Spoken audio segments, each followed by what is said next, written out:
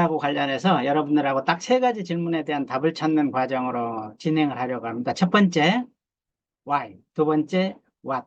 세 번째, how. 첫 번째입니다. 왜 이 질문이라는 것이 우리 인생에 이렇게 중요한지 그 심리학적인 이유를 우리 같이 생각해 보고요. 두 번째 질문, what. 탁월한 성과를 내는 사람들은 도대체 뭐가 다른가? 어떤 질문들을 하고 있는지 우리 같이 생각해 보고요.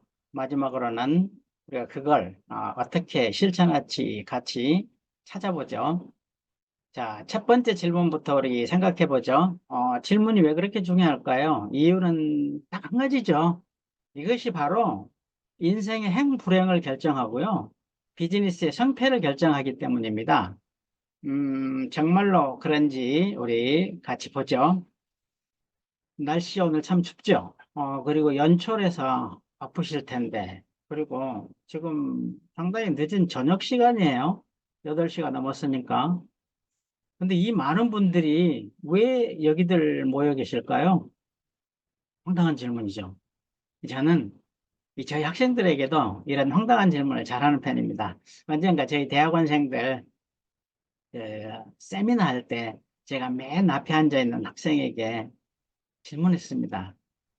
자넨 말이야, 오늘 왜 이 세미나에 참석했어? 저희 학생이 황당한 표정으로 받겠죠? 황당하지.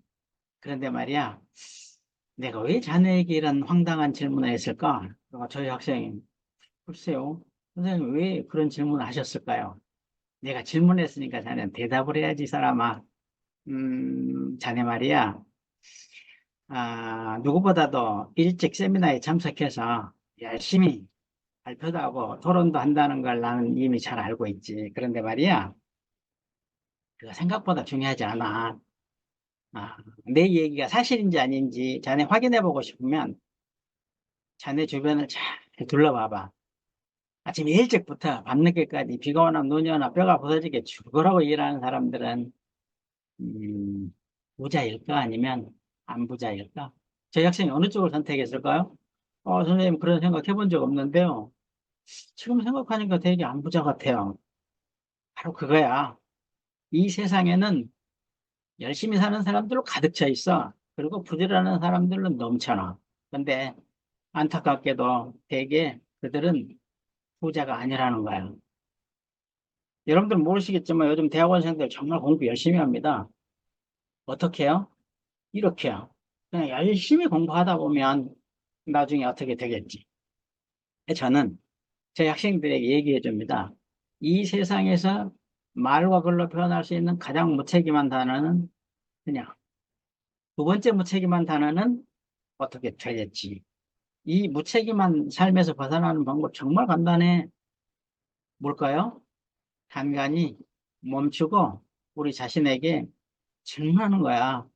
만약 이 세미나에 참석할 때 그냥 열심히 참석하다 보면 나중에 어떻게 되겠지 이렇게 참석하는 것이 아니라 자네 말이야. 이 세미나에 참석할 때 혹시 이런 질문 해본 적 있어? 어떤 질문이요? 예를 들면 이런 거. 나는 오늘 해야 될 일이 참 많은데 왜 이 세미나에 참석해야만 하는가? 두 번째 질문이야. 이 세미나에서 가장 중요한 건 무엇인가?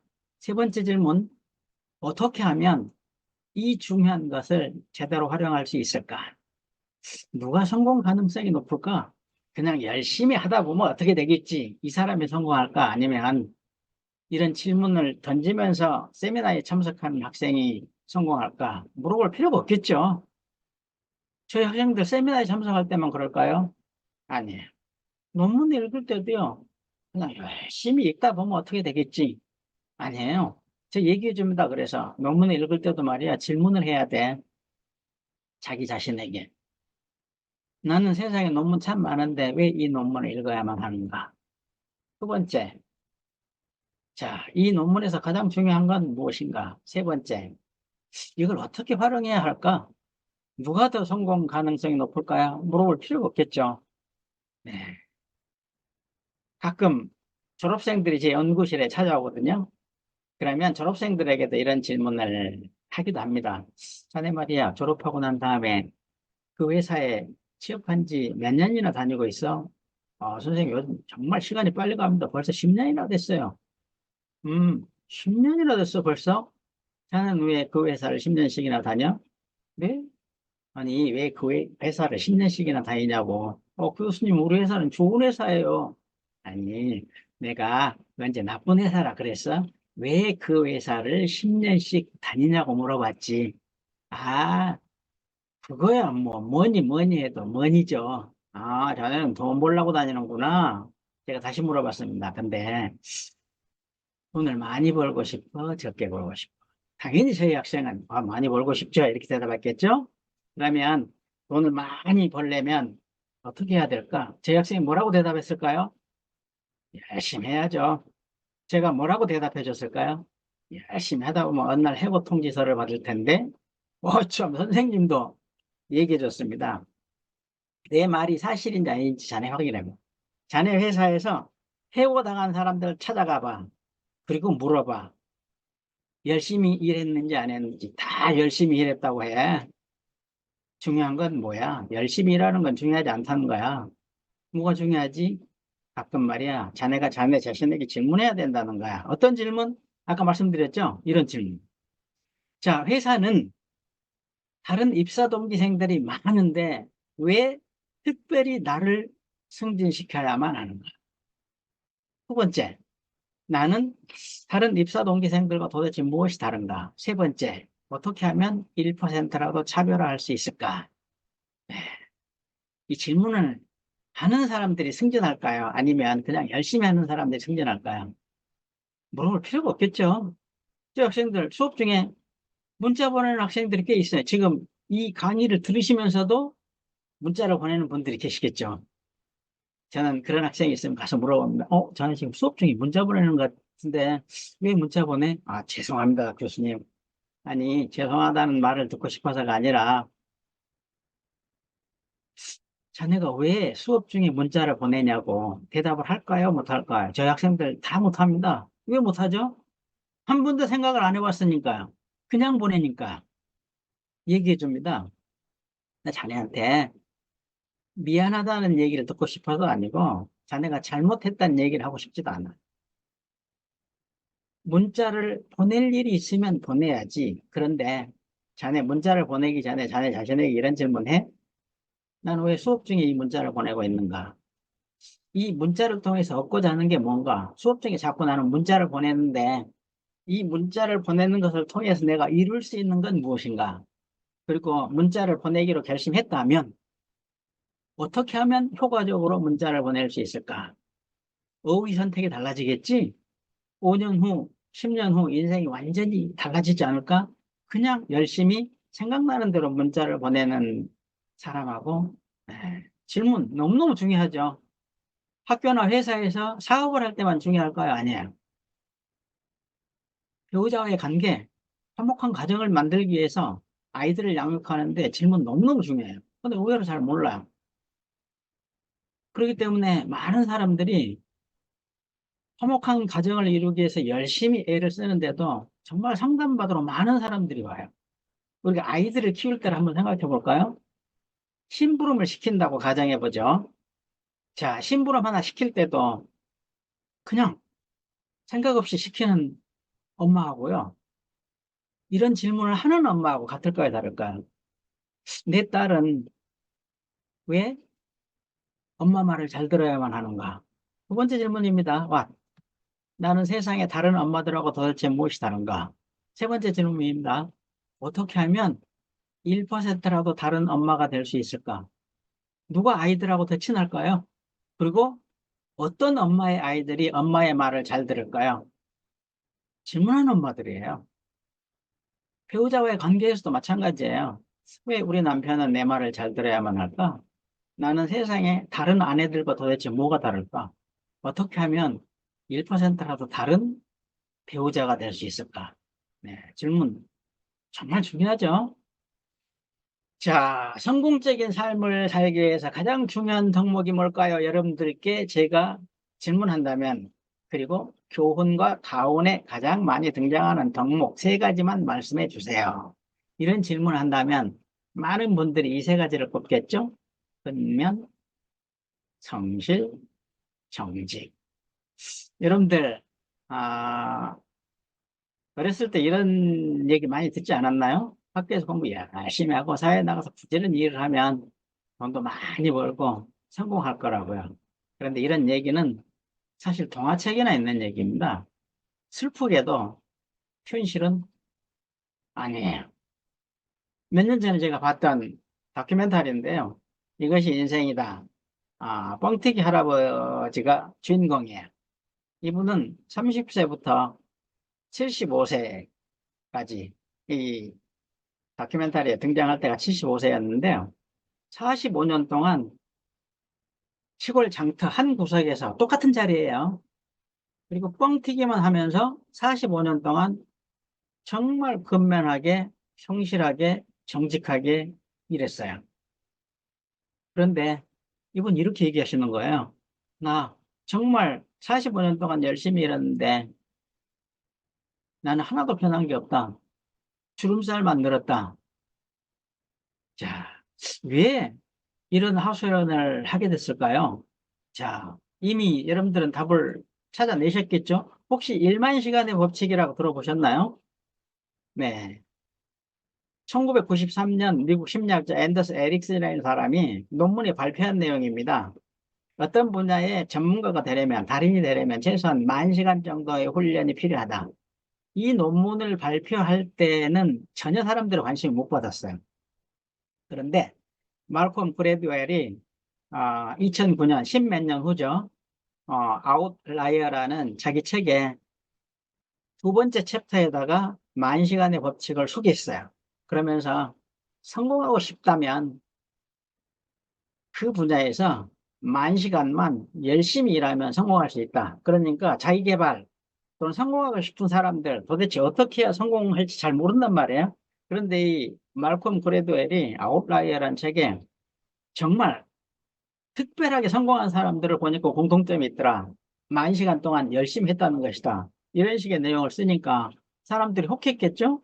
10,000시간만 열심히 하면 되는구나. 여러분들도 그런 생각을 하실 수 있겠죠? 10,000시간의 법칙, 10,000시간의 법칙을 알고 있다면 내가 이 사업을 10,000시간만 열심히 하면 성공할 수 있겠구나. 자, 그런데 사실일까요? 아니에요. 자, 한번 뻥튀기 할아버지 다시 볼까요? 자, 일주일에 5일, 토요일과 일요일을 뺀다고 치고요. 하루에 8시간씩 뻥튀기를 한다고 칩시다. 그러면 몇 년 동안 하면 10,000시간을 채울 수 있을까요? 4.8년이에요. 그러니까 약 5년만 열심히 하면 10,000시간이 돼요. 근데 이분은 30살 때부터 75살 때까지 무려 45년을 근면, 성실, 정직하게 열심히 뻥튀기를 했어요. 그러니까 1만 시간의 법칙을 몇 번 실천한 것이죠? 네, 9번이나 실천했어요. 그런데도 사는 건 하나도 달라지지 않았다고 얘기했어요. 리포터가 물어봅니다. 할아버지, 이 뻥튀기 똑같은 일을 똑같은 장소에서 할머니하고 같이 45년이나 하셨는데 어떻게 생각하세요? 그러니까 이 뻥튀기 할아버지 뭐라고 대답하셨을까요? 저는 적어도 이런 대답을 할 줄 알았어요.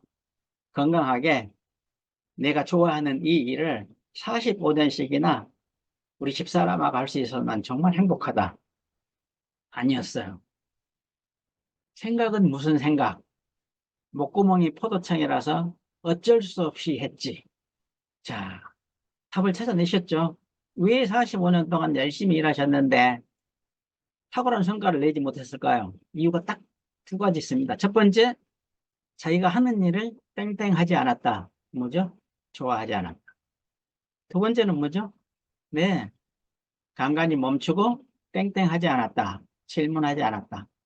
정말요? 만약 생각해 보세요. 자, 이 할아버지가 뻥튀기 하는 일을 정말로 좋아하면서 즐기면서 이 세 가지 질문을 했다고 생각해 보십시오. 첫 번째, why? 나는 세상에 다른 일들이 참 많은데 왜 하필이면 이 뻥튀기를 해야만 하는가? 두 번째입니다. what? 내가 튀기는 뻥튀기는 도대체 무엇이 다른가? 세 번째 질문, how? 어떻게 하면 다른 사람들이 튀기는 뻥튀기와 1%라도 다르게 튀길 수 있을까? 하루에 한 번이라도 멈추고 이런 질문을 했다면 아마도 이분은 10년도 되기 전에 팝콘 회사의 회장이 돼 있을지도 몰라요. 그리고 우리나라 뻥튀기 할아버지들을 위해서 엄청난 거액의 기부금을 출연하셨을지도 몰라요. 그런데 이걸 안 하셨다는 얘기예요. 그래서 메리 올리버라는 시인이 휘파람 부는 사람이라는 시집에서 이렇게 얘기했나 봐요. 자, 잘 들어보세요. 이 우주가 우리에게 준 두 가지 선물이 있다. 첫째, 땡땡하는 능력, 사랑하는 능력이에요. 그리고 둘째, 질문하는 능력. 그러니까 이 몽티 할아버지는 우주가 우리에게 준 이 두 가지 선물을, 이 소중한 선물을 제대로 활용하지 않았다는 얘기입니다. 자, 사업자 여러분, 리더 여러분, 여러분들은 어떠실까요? 그래서 아까 얘기한 그 앤더스 에릭슨이라는 심리학자가 말콤 그레드웰이 아웃라이어에 그 만 시간만 열심히 하면 성공할 수 있다고 대대적으로 선전하는 것에 대해서 반기를 들었어요. 그리고 비난했어요. 내가 얘기하는 건 그냥 열심히 하면 성공할 수 있다는 의미가 아니다. 그냥 열심히 한다는 건 의미가 없다. 그 운동이 됐건 예술이 됐건 사업이 됐건 어떻게 해야 되느냐. deliberate practice를 해야 된다. 다시 말하면 주도 면밀한 연습을 해야 된다는 것이다. 그러니까 연습 시간은 중요하지 않다는 얘기죠. 일하는 시간은 중요하지 않다는 얘기예요. 홈파티를 얼마나 많이 하느냐, 파트너를 얼마나 많이 만나느냐는 중요하지 않다는 얘기입니다. 어떻게 해야 된다는 얘기죠? 네, 만나는 실의 질을 바꿔야 된다는 얘기입니다. 그러려면 어떻게 해야 되겠죠? 네, 당연히 질문해야 되죠. 네, 그러니까 이 딜리버레이트 프랙티스, 주도 면밀한 연습, 이 일의 전제 조건을 우리가 생각해야 되는 거죠. 첫 번째는 뭐죠? 내가 하는 일과 거기서 만나는 사람들을 일단 좋아해야 돼요. 그리고 두 번째는 뭐죠? 멈추고 질문해야 돼요. 첫 번째, 나는 왜 다른 일들이 많은데 이 아메이 사업을 해야만 하는가? 나만의 이유를 찾아내야 돼요. 그냥 열심히 하면 안 된다는 얘기예요. 먹고 살기 위해서 그냥 아니죠. 두 번째, 자, 다른 사업가들 정말 많죠? 그런데 나는 다른 사업가들하고 도대체 무엇이 다른가? What에 대한 질문을 하고 답을 찾아내야 돼. 세 번째, 어떻게 하면 1%라도 다른 사업자가 될 수 있을까? 지금 성공하는 사례들을 많이 소개해 주시는 것 같더라고요. 똑같이 하면 될까요? 안 될까요? 저는 안 된다고 생각해요. 플러스 알파가 필요해요. 차별화. 그래서 체크 포인트. 뭐죠? 1. 내가 하는 일을 내가 좋아하는가? 이 사업을 좋아하는가? 안 좋아한다. 먹고 살기 위해서 한다. 돈을 벌기 위해서 한다. 네. 크루즈 여행을 하기 위해서 한다. 그러면 성공 가능성이 훨씬 낮다는 얘기죠. 그리고 사업을 하면서 만나는 사람들을 좋아하는가? 안 좋아한다. 돈을 벌기 위해서 한다. 역시 실패 가능성이 높다는 얘기죠. 그리고 간간히 멈추고 자기 자신에게 질문하는가? 그냥 열심히 사람을 만나고 전화하고 파티하고 그러는 것이 아니라 멈추고 질문하는 습관을 갖고 있는가? 아직 질문 안 하고 있다. 그러면 우리는 성공할 가능성이 높다는 얘기예요. 자, 두 번째 이유입니다. 왜 질문이 중요할까? 유대인들 인구가 얼마나 될까요? 사실 유대인들은 세계 곳곳에서 흩어져 살고 있기 때문에 얼마나 되는지 몰라요. 정확한 인구 수를. 그런데 추정컨대 1300만 정도 됩니다. 그러니까 세계 인구의 0.19%, 2%도 안 된다는 얘기죠. 근데 노벨상 발표할 때 보세요. 유대인들이 어마어마하게 많아요. 무려 22%, 그러니까 평균 100배나 많다는 얘기예요. 그리고 노벨 물리학사의 경우에는 무려 37%나 돼요. 2013년 노벨상 수상자 12명인데 그중에 6명이 유대인이에요. 놀랍지 않나요? 50%에 50%. 그런데 대한민국은 세계 최고의 교육열과 학구열을 갖고 있어요. 그리고 인구도 무려 5천만 명이나 돼요. 그런데 아직 노벨상 수상자가 한 명도 안 나왔어요. 김대중 대통령이 뭐 평화상을 받긴 했지만 이건 학술상이 아니기 때문에 노벨상으로 뭐 취급될 수도 없죠. 근데 유대인들은요, 200명이 넘어요. 뭐가 다를까요? 저는 딱 한 가지가 다르다고 생각해요. 질문에 대한 태도예요. 우리나라 사람들은, 우리나라 엄마들, 여러분들이 얘기했죠? 아이들 학교 갔다 오면 어떤 질문 할까요? 주로 이런 식으로 질문해요. 오늘 뭐 배웠어? 유대인들은 다르죠. 오늘 뭐 질문했어? 오늘 선생님 말씀 잘 들었어? 유대인들은 다르죠. 선생님께 오늘 어떤 질문했어? 네. 그럼 뭘 바꿔야 될까요? 질문하는 습관을 들여야 된다는 얘기입니다. 그리고 세 번째, 하는 답을 피할 수가 없어요. 질문을 하는 순간 정말 엄청나게 많은 것들이 달라진다는 얘기죠. 첫 번째, 유혹에 휘둘리지 않아요. 두 번째는 중요한 일을 하게 돼요. 세 번째, 다양한 해결책을 찾게 돼요. 왜요? 질문은 사람이 만들지만 일단 질문이 만들어지면 질문이 사람을 이끌기 때문이에요. 그래서 저는 질문에 대해서 소개할 때 유도 미사일로 네, 비유해서 설명해요. 제 책, 질문하면 달라진다. 모닝 퀘스천에 소개한 내용 한번 읽어볼까요? 인간의 뇌는 참으로 놀라운 능력을 갖추고 있다. 우리 자신에게 질문을 던지면 그 순간 뇌는 고도의 정밀한 안테나를 세워서 필요한 정보를 수집하기 시작한다. 그리고 그 표적을 쫓는 미사일의 자동 유도 장치처럼 답을 탐색한다. 질문에 대해 생각할 때뿐만 아니라 놀거나 쉬거나 심지어 잠을 잘 때까지도 여러분들이 여러분 자신에게 질문해 보세요. 어? 오늘 해야 될 일이 뭐지? 그럼 우리가 자고 나면 아, 맞아. 이걸 해야 되지. 다시 말하면 자는 동안에도 질문에 대한 답을 찾아낸다는 얘기입니다. 우리 애는. 그러니까 우리 자신에게 질문을 던지면 우리 내부는 즉시 변화의 스위치가 켜지고 성장을 시작한다는 얘기죠. 자, 이거 뭐죠? 미국 지폐죠. 위에 있는 그림은 몇 달러짜리죠? 5달러짜리예요. 밑에 있는 지폐는 100달러짜리 지폐예요. 자, 5달러짜리 지폐의 주인공 누굴까요? 우리 다 알죠? 에브라함 링컨. 한국 사람들에게 미국 대통령 중에 가장 존경하는 대통령이 누구예요? 이렇게 물어보면 에브라함 링컨. 그렇지만 미국 사람들에게 물어보면 답이 달라요. 두 번째 분을 꼽아요. 누구죠? 네. 그러니까 100달러짜리 주인공이 됐겠죠? 벤자민 프랭클린. 벤자민 프랭클은 어떤 사람이죠? 지금부터 320년 전에 태어났어요. 1706년 보스턴에서. 부모님이 비무양초를 만드는 일을 했어요. 그리고 15번째 막내로 태어났어요. 많이도 낳네요. 그러니까 집이 가난하겠어요? 안 하겠어요? 가난했죠. 그러니까 초등학교 2학년밖에 못 다녔어요. 그리고 인쇄소 직공으로 일한 거죠. 그리고 17살 때는 가출했어요. 그리고 필라델피아에 가서 인쇄업을 하기 시작했어요. 그리고 엄청나게 돈을 벌기 시작해요. 무지무지 벌어요. 대성공을 한 겁니다. 그래서 25살 때 여러분들 연세는 어떻게 될까요?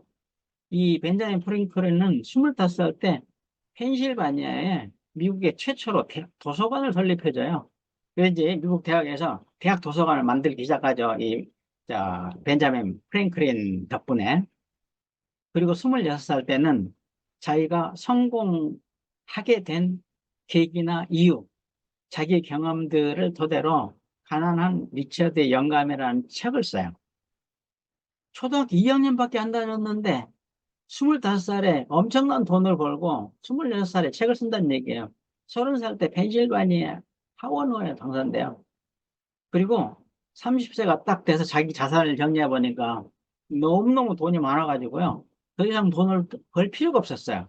돈 버는 걸 중지해. 뭐 했을까요? 독학으로 공부하기 시작해요.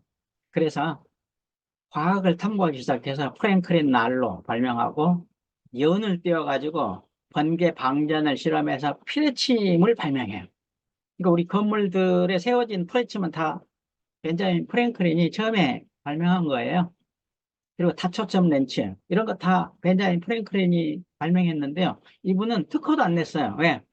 모든 사람들이 마음대로 쓸 수 있도록 특허 자체가 안 냈어요. 돈이 워낙 많으니까. 그리고 70세 때는 미국 독립선언문 기초의원으로 선정되죠. 그래서 미국 사람들은 이분을 미국 건국의 아버지라고 얘기해요. 자, 이 짧은 시간 동안에 어떻게 이분이 성공했을까? 비결이 궁금하지 않나요? 그래서 물어봤습니다. 기자가. 성공 비결에 대해서 얘기해 주실 수 있나요? 벤자민 프랭클린. 이겁니다. 자, 보세요. 나는 매일 아침에 일어나면 오늘 내가 할 수 있는 일이 뭘까? 라고 질문했다. 그리고 저녁에 잠자리에 들 때는 내가 그것을 했는가라고 자문했다. 나는 그렇게 하루를 시작하고 하루를 마무리 지었다. 아무것도 아닌 것 같지만 놀랍지 않나요? 여러분들 어떠세요? 상담하다 보면 많은 내담자들이 아침에 어떻게 일어날까요? 지겨운 하루가 또 시작되는구나. 그 인간들을 또 만나야 된다고 먹고 살기 위해서. 그리고 일어나요. 그리고 저녁에 잘 때, 아, 너무너무 지겨운 하루다. 빨리 잠이나 자자. 그런데 프랭클린은 달랐던 얘기죠. 아침에 오늘 해야 될 일이 무엇일까? 저녁에 그 일을 제대로 했는가? 여러분들 이 두 가지 질문만 날마다 반복하면 얼마든지 성공할 수 있다는 얘기가 되는 겁니다. 그래서 세상에서 가장 중요한 질문은 누구한테 하는 질문일까요? 자기 자신에게 하는 질문이에요.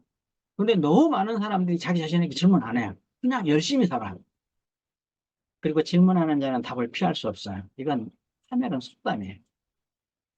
자, 이제 두 번째 질문으로 넘어가죠. 탁월한 성과를 내는 사람들은 도대체 뭐가 다를까요? 이런 질문을 한다는 점이 달라요. 자, 다시 한번 살펴볼까요? 내가 원하는 게 뭘까? 두 번째 질문입니다. 고객들은 왜 나를 선택해야만 하는가? 사업자들이 많은데. 세 번째 질문입니다.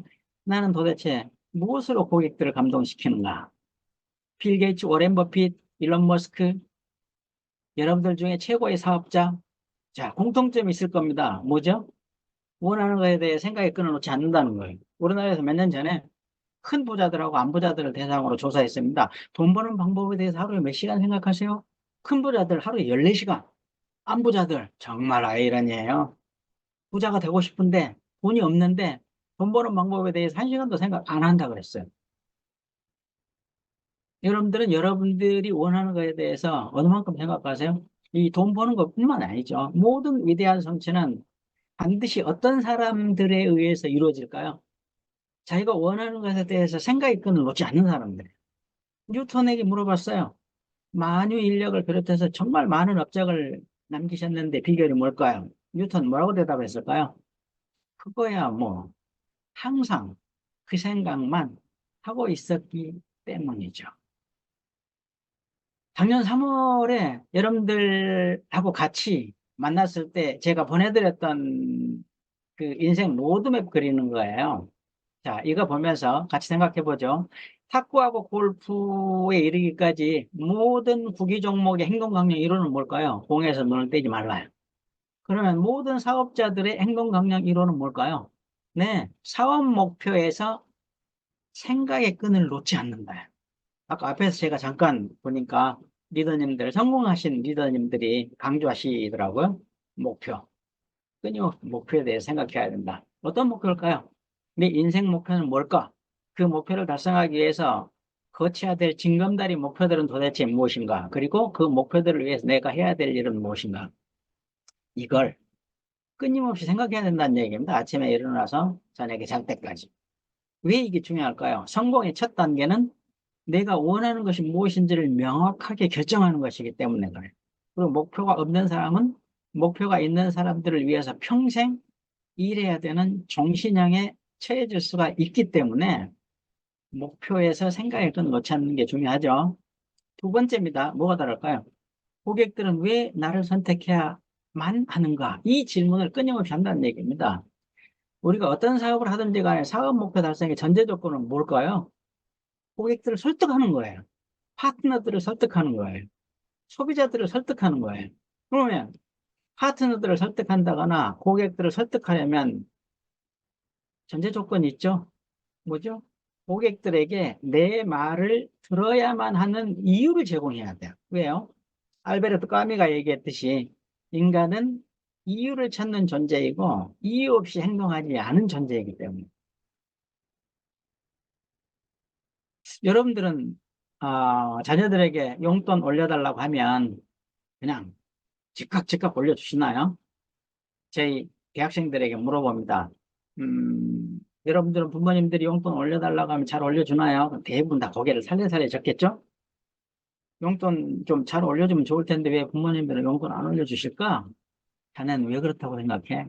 선생님, 저희 엄마는 대학을 졸업 못해가지고 대학생을 이해 못하는 것 같아요. 그럴 수도 있겠네, 자네는. 우리 엄마는 원래 짜요. 그래? 그럴 수도 있지. 자네는, 선생님, 왜? 제가요, 친딸이 아닐지도 모르겠어요.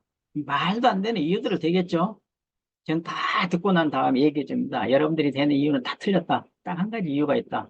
여러분들이 엄마가 기꺼이 용돈을 올려주고 싶은 이유를 제공하지 않았다는 것이다. 정말 그럴까? 상상해보자. 자, 여러분들이 대학 졸업하고 결혼해서 애를 낳았어. 근데 애가 둘이야. 근데 첫째 딸이 어느 날, 엄마, 지금 새해가 되고 물가도 많이 올랐으니까 한 달에 30만 원씩 용돈을 주셨는데 이번 달부터는 60만 원으로 올려주세요. 황당한 요청을 했다. 근데 둘째 딸이 듣고 있다가 엄마, 저도 2배로 올려주세요. 60만 원. 그런데 둘째 딸은 달랐다. 네, 비코스를 제공했다는 것이다. 이렇게. 엄마, 엄마는 저에게 용돈을 올려줘야 될 이유가 있어요. 엄마 모르시겠지만, 전 중학교 1학년 때부터 엄마한테 용돈 받잖아요. 그럼 하나씩, 하나도 안 받드리고 다 기록했어요. 여기 보세요. 총액 얼마. 네, 이거 정확할 필요는 없겠죠. 엄마 기억 못하니까.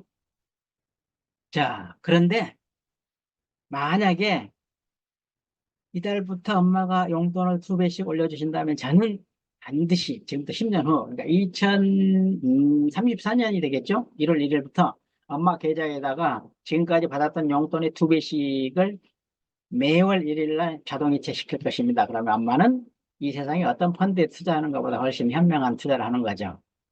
엄마의 지혜로운 판단을 기다리겠습니다. 여러분들 두 딸 중에 한 명에게만 용돈 올려줄 수 있다 그러면 누구에게 올려줄까? 저 학생들 이구동성으로 두 번째 딸이에요. 왜? 요청은 똑같잖아. 두 번째 딸은 비코스를 제공했잖아요. 자, 우리 사업할 때 정말 중요하지 않나요? 비코스. 제가 그래서 학생들에게 얘기해 줬습니다. 오늘 말이야, 이 시간은 여러분들이 사회에 나가서 무슨 일을 하든지 간에 성공하려면 반드시 누군가의 협조를 받아야 돼. 그럴 때는 반드시 협조를 요청해야 되겠지? 그럴 때는 그냥 요청하면 안 된다는 거야. 반드시 비코우스를 제공해야 돼. 이 비코우스가 얼마나 막강한 위력을 발휘하는지 우리 사업할 때 같이 한번 우리 공부해 볼까? 하버드대학의 앨런 랑거라고 하는 아주 재치 있는 교수가 있는데 아주 심플한 실험으로 비코우스의 위력이 얼마나 막강한지 검증해냈어.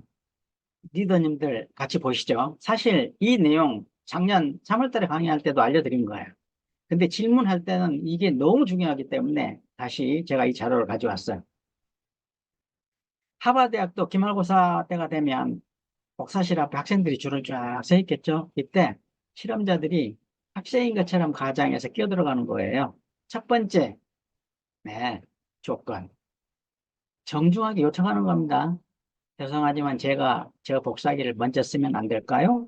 하버드 학생들이 60%가 양보해 줬어요. 네, 많죠. 두 번째 조건입니다. 똑같이 정중하게 요청했어요. 죄송하지만 저 복사기를 제가 먼저 쓰면 안 될까요? 그리고 플러스 비코스를 추가했어요. 그런데 중요한 건 말도 안 되는 비코스를 추가한 겁니다. 왜 말도 안 되는 비코스인지 생각해 보세요. 이렇게 부탁했어요.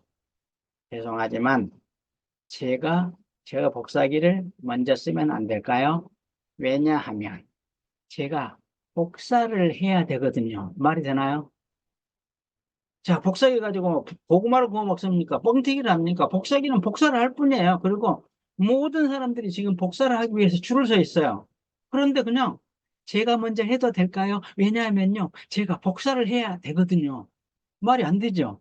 그런데 하버드 학생들 93%가 양보해 줬어요. 이건 뭐죠? 인간은 그냥 요청할 때가 아니라 비코스를 제공하기만 하면 그게 말이 되든 안 되든 거의 자동적으로 반사적으로 네, 요청을 들어주는 경향이 있다는 얘기예요. 본성이 있다는 얘기예요. 그러니까 우리가 아이들에게 심부름 시킬 때도요, 그냥 물 떠와 이게 아니라요.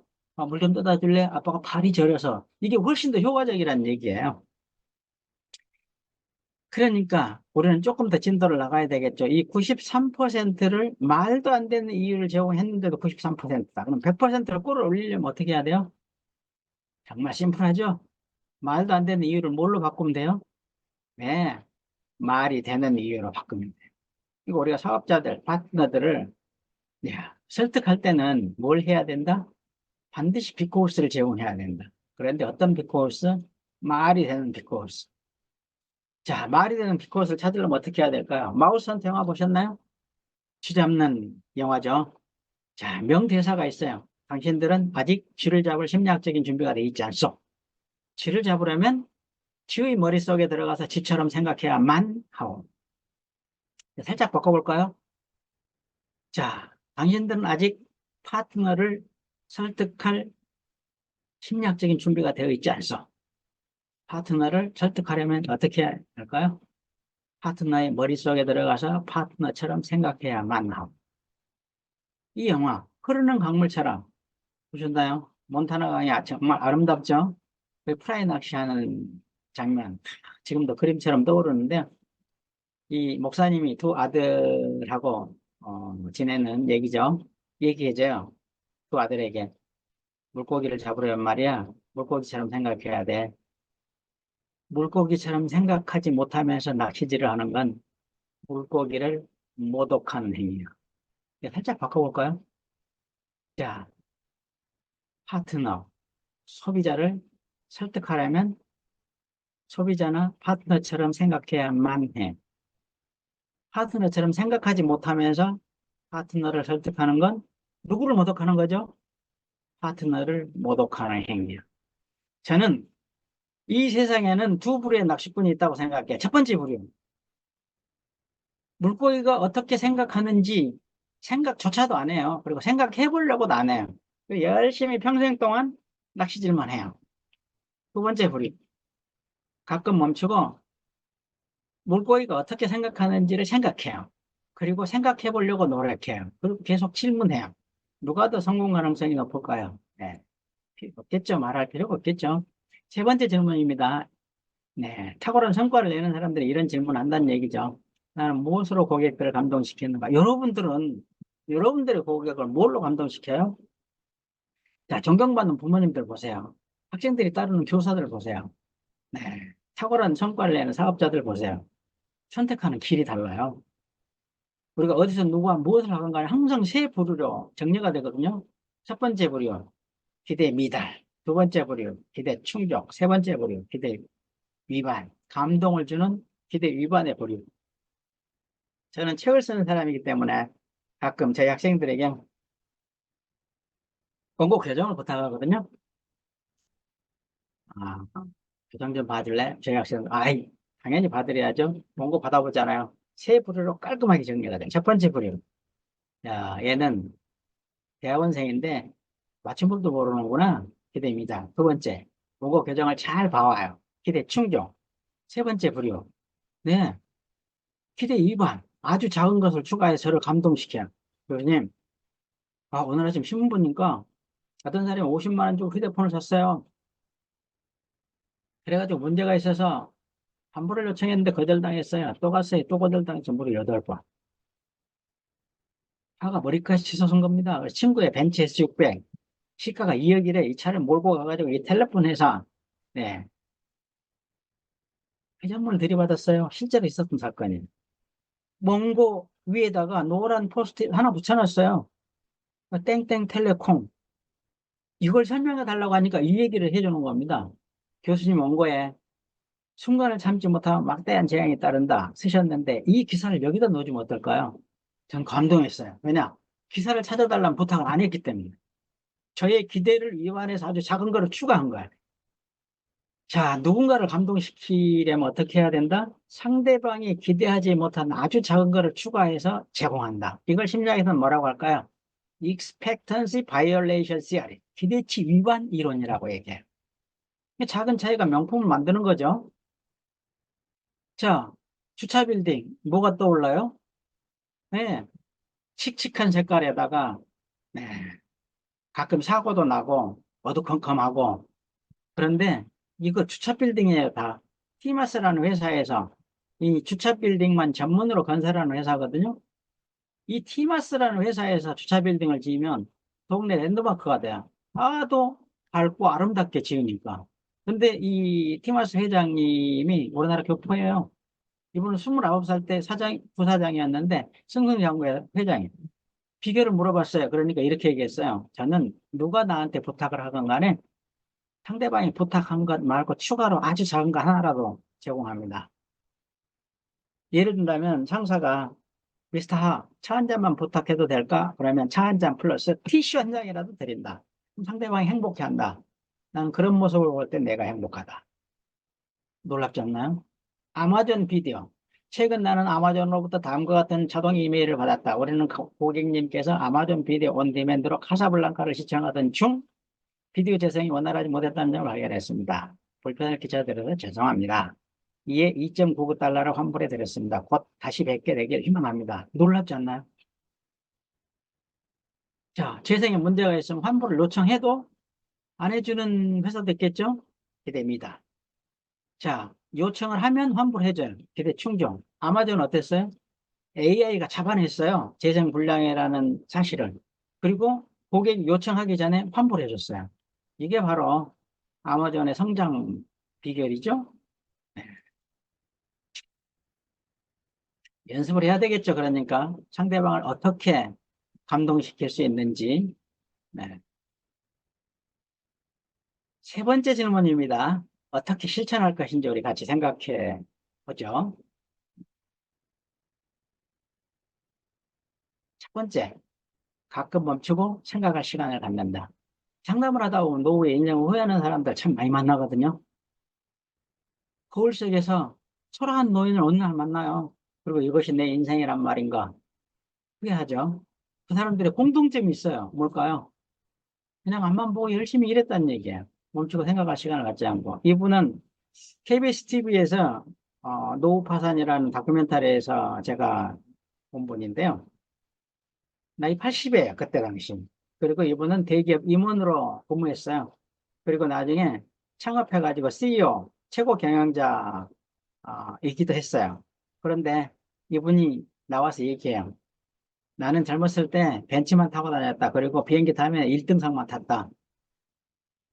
지금 이제 20분이 됐네요. 그런데 아까 한 5, 6분 정도 늦게 시작하지 않았나 싶네요. 약간 5분 정도만 늦게 끝낼게요. 마무리하고요. 이분 얘기합니다.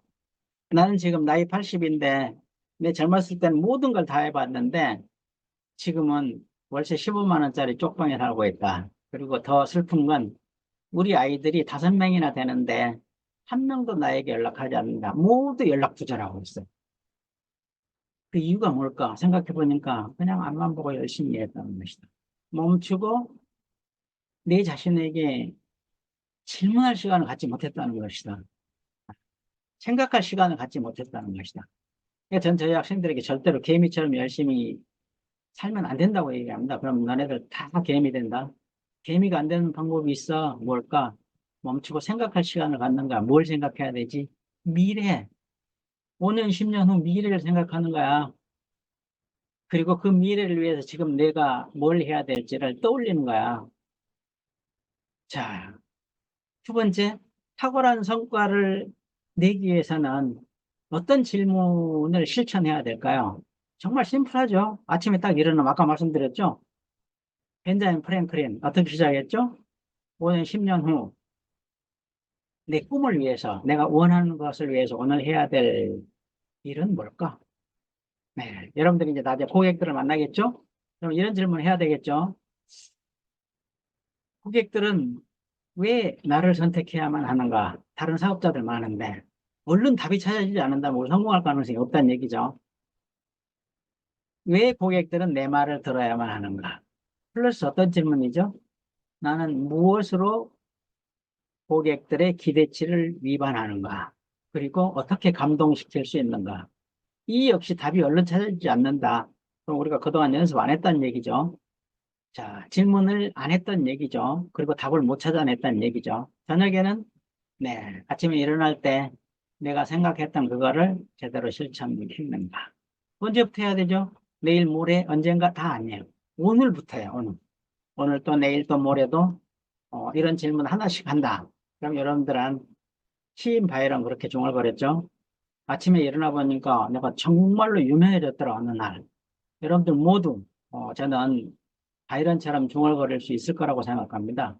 어느 날 아침에 일어나 보니까 내가 완전히 다른 사람이 돼 있구나. 와, 내 사업이 이렇게 엄청나다니. 전제 조건이 있죠. 그냥 열심히 일하는 것이 아니란 얘기입니다. 어떻게 해야 되죠? 멈추고 질문해야 돼요. 어떤 질문이요? 세 가지 질문이죠. 첫 번째, why? 왜? 두 번째는 what? 세 번째는 네, 어떻게? 예를 든다면, 왜 파트너는 또는 소비자들은 나를 선택해야만 하는가? 사업자들 많은데. 두 번째는 뭐죠? 나는 다른 사업자하고 도대체 무엇이 다른가? 1%라도 달라야 되겠죠. 세 번째 질문, how? 어떻게 하면 다른 사업자들과 1%라도 다르게 네, 행동할 수 있을까? 질문하는 자는 답을 피할 수 없고요. 세상에서 가장 중요한 질문은 자기 자신에게 하는 질문이에요. 오늘 이 질문과 관련된 강의를 통해서 어, 리더님들 모두 어, 꿈을 이루시기를 소망합니다. 그리고 그 꿈을 이루는 과정에서 세상에 선한 영향력을 많이 많이 끼치기를 진심으로 소망합니다. 감사합니다. 마치겠습니다. 네, 감사합니다, 여러분. 이민기 교수님께 큰 박수.